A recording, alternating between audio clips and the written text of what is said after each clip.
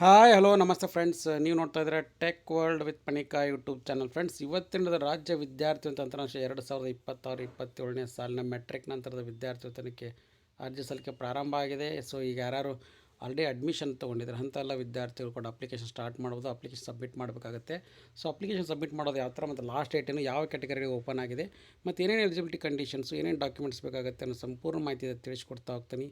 ತಪ್ಪು ಸ್ಕಿಪ್ ಮಾಡೋದು ಪೂರ್ತಿಯಾಗಿ ನೋಡಿ. ಹಾಗೆ ನಿಮಗೆ ಇಷ್ಟ ಆದರೆ ಒಂದು ಲೈಕು, ಶೇರು, ಸಬ್ಸ್ಕ್ರೈಬ್. 2026-27ನೇ ಸಾಲಿನ ಮೆಟ್ರಿಕ್ ನಂತರದ ವಿದ್ಯಾರ್ಥಿ ವೇತನಕ್ಕೆ ಅರ್ಜಿ ಸಲ್ಲಿಸಲಿಕ್ಕೆ ಇಲ್ಲಿ ಅಪ್ಲಿಕೇಶನ್ ಓಪನ್ ಆಗಿದೆ. ಸೊ ಯಾರು ಫಸ್ಟ್ ಟೈಮ್ SSLC ಆನ್ವರ್ಡ್ಸ್ ನಂತರ PUC, ITI, GTTC, diploma, UG, PG ಏನು PUC ಪಾಸಾಗಿ SSLC ಪಾಸಾಗಿ ಕಾಲೇಜ್ ಲೆವೆಲಿಗೆ ಅಥವಾ ಪೋಸ್ಟ್ ಮೆಟ್ರಿಕ್ಕಿಗೆ ಅಡ್ಮಿಷನ್ ತೊಗೊಂಡಿದ್ದಾರೆ ಅಂತೆಲ್ಲ ವಿದ್ಯಾರ್ಥಿಗಳು ಫಸ್ಟ್ ಏನು ಮಾಡ್ಬೇಕಂದ್ರೆ, ನೀವು ಹೊಸ ಖಾತೆಯನ್ನು ಕ್ರಿಯೇಟ್ ಅಂದರೆ ಅಕೌಂಟ್ನ ಕ್ರಿಯೇಟ್ ಮಾಡ್ಕೋಬೇಕು. ಅಕೌಂಟ್ ಕ್ರಿಯೇಟ್ ಮಾಡ್ಕೊಳ್ಳಿಕ್ಕೆ ಇಲ್ಲಿ ಕ್ಲಿಕ್ ಮಾಡಿದ್ದಿದೆ.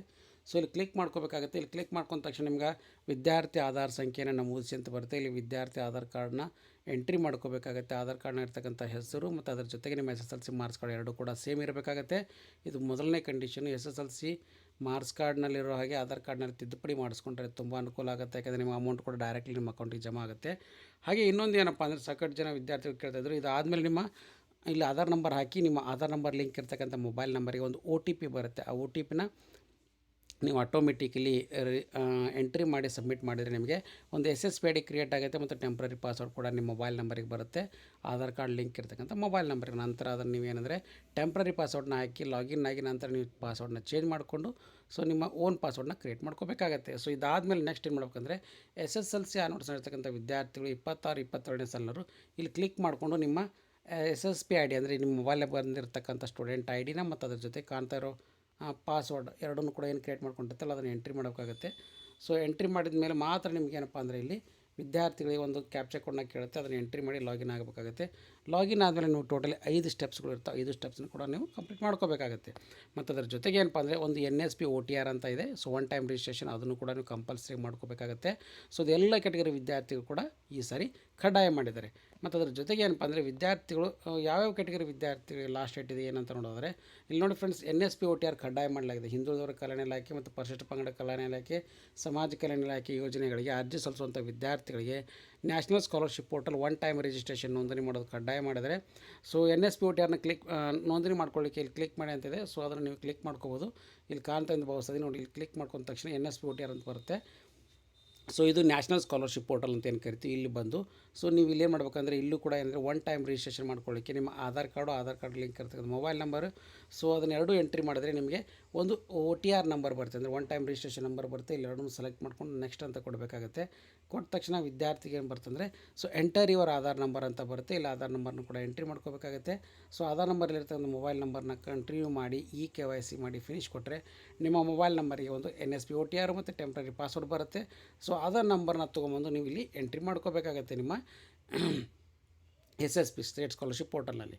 ಹಾಗೆ ಯಾವ್ಯಾವ ಕ್ಯಾಟಗರಿ ವಿದ್ಯಾರ್ಥಿಗಳಿಗೆ ಏನೇನು ಅನ್ನೋದನ್ನು ನೋಡಿದ್ರೆ, ಇಲ್ಲಿ ನೋಡಿ ಫ್ರೆಂಡ್ಸ್, OBC ಕ್ಯಾಟಗರಿ ವಿದ್ಯಾರ್ಥಿಗಳಿಗೆ August 31, 2026 ಕೂಡ ಲಾಸ್ಟ್ ಡೇಟ್ನ ಫಿಕ್ಸ್ ಮಾಡಿದ್ದಾರೆ. ಇಲ್ಲಿ ಕಾಣ್ತಾ ಅಂತ ಭಾವಿಸ್ತಾ ಒಂದನೇದವರಿಗೆ. ಮತ್ತು ಅದರ ಜೊತೆಗೆ ಏನಪ್ಪ ಅಂದರೆ, ಎರಡನೇದವರಿಗೆ ST ಕ್ಯಾಟಗರಿ ವಿದ್ಯಾರ್ಥಿಗಳು ಕೂಡ August 31 ಇದೆ. ಹಾಗೆ ಅಲ್ಪಸಂಖ್ಯಾತ ಕಲ್ಯಾಣ ಇಲಾಖೆ ವಿದ್ಯಾರ್ಥಿಗಳಿಗೆ September 30 ಕೂಡ ಲಾಸ್ಟ್ ಡೇಟ್ನ ಫಿಕ್ಸ್ ಮಾಡಿದ್ದಾರೆ, ಅಂದರೆ ಈ ವರ್ಷದ September 30 ಮತ್ತು ಅದರ ಜೊತೆಗೆ ಏನಪ್ಪ ಅಂದರೆ, ಸಮಾಜ ಕಲ್ಯಾಣ ಇಲಾಖೆ ವಿದ್ಯಾರ್ಥಿಗಳಿಗೆ ಮುಂದಿನ ವರ್ಷ January 31, 2027 ಕೂಡ ಲಾಸ್ಟ್ ಡೇಟ್ನ ಫಿಕ್ಸ್ ಮಾಡಿಕೊಟ್ಟಿದ್ದಾರೆ. ಇದು ಅಫಿಷಿಯಲ್ ಆಗಿ ಬಂದಿರತಕ್ಕಂಥ ಅಪ್ಡೇಟ್ ಫ್ರೆಂಡ್ಸ್. ಹಾಗಾಗಿ ಆಮೇಲೆ ಈ ಅರ್ಜಿ ಸಲ್ಲಿಸಲಿಕ್ಕೆ ಏನೇನು ದಾಖಲಾತಿಗಳು ಬೇಕಾದರೆ ನೋಡಿ ಫ್ರೆಂಡ್ಸ್, ಮೆಟ್ರಿಕ್ ನಂತರದ ವಿದ್ಯಾರ್ಥಿ ಅರ್ಜಿ ಸಲ್ಲಿಕೆ ಮಾಡಲಿಕ್ಕೆ ಬೇಕಾಗಿರ್ತಕ್ಕಂಥ ದಾಖಲಾತಿಗಳು ನೋಡಿದ್ರೆ, ಆಧಾರ್ ಸಂಖ್ಯೆಯಲ್ಲಿರೋ ಹಾಗೆ ಹೆಸರು ಮತ್ತು ಅದರ ಜೊತೆಗೆ ಏನಪ್ಪ ಅಂದರೆ, ನಿಮಗೆ ಇಲ್ಲಿ ಕಾಣ್ತಾ ಇಂದ ಭಾವಿಸ್ತೀನಿ, ಮೊಬೈಲ್ ಸಂಖ್ಯೆ, ವಿದ್ಯಾರ್ಥಿ email ID, SSLC register number ಬೇಕಾಗುತ್ತೆ. SSLC ಇದ್ದರೆ, PUC ಇದ್ದರೆ PUC, ಆಮೇಲೆ ನಿಮ್ಮ ಡಿಗ್ರಿಗೆ ಅಡ್ಮಿಷನ್ ಇದ್ದರೆ degree register number, caste income certificate soft copy RD number ಬೇಕಾಗುತ್ತೆ. 5 ವರ್ಷ ವ್ಯಾಲಿಡಿಟಿ ಇರಬೇಕು. ಹಾಗೆ ನೀವೇನಾದರೂ ಹ್ಯಾಂಡಿಕ್ಯಾಪ್ಟ್ ಇದ್ದರೆ ವಿಕಲಚೇತನಾಂಗ ಪ್ರಮಾಣ ಪತ್ರ ಕೊಡ್ತಾರೆ. ಸೊ ಅದನ್ನು ಕೂಡ ಎಂಟ್ರಿ ಮಾಡ್ಕೋಬೇಕಾಗುತ್ತೆ. ಹಾಗೆ ನೆಕ್ಸ್ಟ್ ನೀವು ಎಲ್ಲಿ ವಾಸಿಸ್ತಾ ಇದ್ದೀರಾ ಅದನ್ನು ಕೂಡ ಇಲ್ಲಿ ಎಂಟ್ರಿ ಮಾಡ್ಕೋಬೇಕಾಗುತ್ತೆ. ನೀವು ಯಾವ ಊರು, ಯಾವ ಜಿಲ್ಲೆ, ಯಾವ ತಾಲೂಕು, ಯಾವ ಹಳ್ಳಿಯಲ್ಲಿ ವಾಸಿಸ್ತಾ ಇದ್ದೀರಾ ಮತ್ತು ಅದರ ವಿಧಾನಸಭಾ ಕ್ಷೇತ್ರದ ಹೆಸರೇನು, ಅಡ್ರೆಸ್ ಏನು, ಅದೆಲ್ಲ ಎಂಟ್ರಿ ಮಾಡ್ಕೋಬೇಕಾಗುತ್ತೆ. ವಿದ್ಯಾರ್ಥಿ ಕಾಲೇಜಿನ ದಾಖಲಾತಿ ಸಂಖ್ಯೆ, ಅಂದರೆ ನಿಮ್ಮ ಕಾಲೇಜಿಗೆ ಅಡ್ಮಿಷನ್ ಆಗಿದ್ದರೆ ಒಂದು ರಿಜಿಸ್ಟರ್ ನಂಬರ್ ಬರುತ್ತೆ.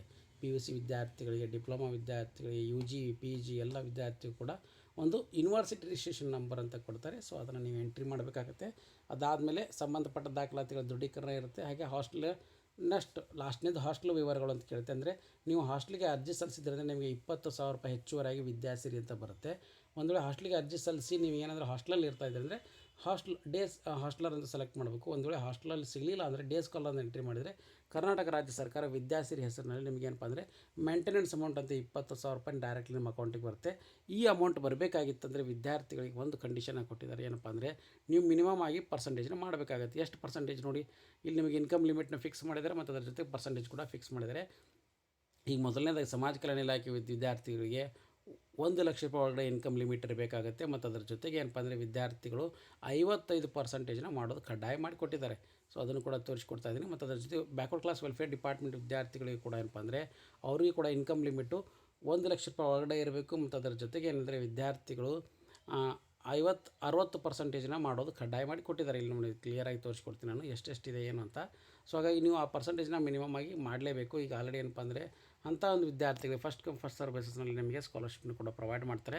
ಈಗ ಬ್ಯಾಕ್ವರ್ಡ್ ಕ್ಲಾಸ್ ವಿದ್ಯಾರ್ಥಿಗಳಿಗೆ 1,00,000 ರೂಪಾಯಿ, SC/ST ಕ್ಯಾಟಗರಿ ವಿದ್ಯಾರ್ಥಿ ಇನ್ಕಮ್ ಲಿಮಿಟು ಕ್ಯಾಟಗರಿ 1 ಅವರಿಗೆ 2,50,000 ರೂಪಾಯಿ ಒಳಗೆ ಕೂಡ ಇನ್ಕಮ್ ಲಿಮಿಟ್ನ ಫಿಕ್ಸ್ ಮಾಡಿ ಕೊಟ್ಟಿದ್ದಾರೆ.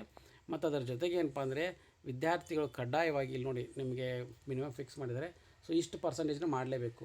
OBC ಕ್ಯಾಟಗರಿಯವರು ಇದ್ರಂದರೆ 60%, ಆಮೇಲೆ ಕ್ಯಾಟಗರಿ 1 ಇದರಂದರೆ 50% ಕನಿಷ್ಠ ನೀವು ಪರ್ಸೆಂಟೇಜ್ ಮಾಡಲೇಬೇಕಾಗುತ್ತೆ. ಅದು ಮಾಡಿದರೆ ಮಾತ್ರ ನಿಮಗೇನಪ್ಪ ಅಂದರೆ ನಿಮಗೆ ಕಡ್ಡಾಯವಾಗಿ ನಿಮಗೆ ಅಮೌಂಟ್ ಬರುತ್ತೆ, ಇಲ್ಲಾಂದರೆ ಬರೋದಿಲ್ಲ. ಹಾಗಾಗಿ ವಿದ್ಯಾರ್ಥಿಗಳು ಒಂದು ಸಾರಿ ನೀವು ಚೆಕ್ ಮಾಡ್ಕೊಳ್ಳಿ. ಆಮೇಲೆ ಅದ್ರ ಜೊತೆಗೆ ಏನಪ್ಪ ಅಂದರೆ ನೀವು ಪರ್ಸೆಂಟೇಜ್ ಮಾಡಲಿಕ್ಕೆ ಟ್ರೈ ಮಾಡಿ. ಯಾಕಂದರೆ ಮಿನಿಮಮ್ 55%, 65% ಅಂತ ಇಟ್ಟಿರ್ತಾರೆ. ಸೊ ಇದು ನೋಡಿ ವಿದ್ಯಾಸಿರಿ ಹಣ ಬರಲೇಬೇಕಾಗಿತ್ತಪ್ಪ ಅಂದರೆ ನಿಮಗೆ ನೋಡಿ ಇಲ್ಲಿ ಮಿನಿಮಮು OBC ಕ್ಯಾಟಗರಿ ವಿದ್ಯಾರ್ಥಿಗಳಾಗಿದ್ದರೆ 65% ಮಾಡಿರಬೇಕಾಗತ್ತೆ.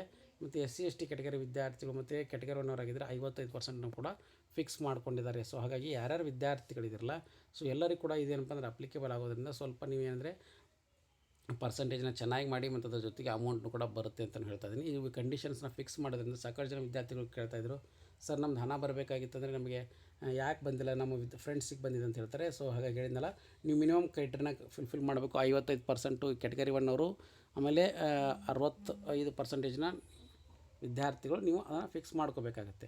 ಸೊ ಹಾಗಾಗಿ ಎಲ್ಲ ವಿದ್ಯಾರ್ಥಿಗಳು ಕೂಡ ಏನಪ್ಪ ಅಂದರೆ ಇದನ್ನು ಮಾಡೋದು ಕಡ್ಡಾಯ ಮಾಡಿಕೊಟ್ಟಿದ್ದಾರೆ. ಸೊ ಹಾಗಾಗಿ ಎಲ್ಲರೂ ಕೂಡ ಏನಪ್ಪ ಅಂದರೆ ವಿದ್ಯಾರ್ಥಿಗಳು ನೀವು ಕಡ್ಡಾಯವಾಗಿ ಇದನ್ನು ಮಾಡೋದು ಖಂಡಿತ ಮಾಡಿದ್ದಾರೆ. ಹಾಗಾಗಿ ಇದೊಂದು ಬಿಗ್ ಅಪ್ಡೇಟ್ ಅಂತ ತಿಳಿಸ್ಕೊಡ್ತಾ ಇದ್ದೀನಿ.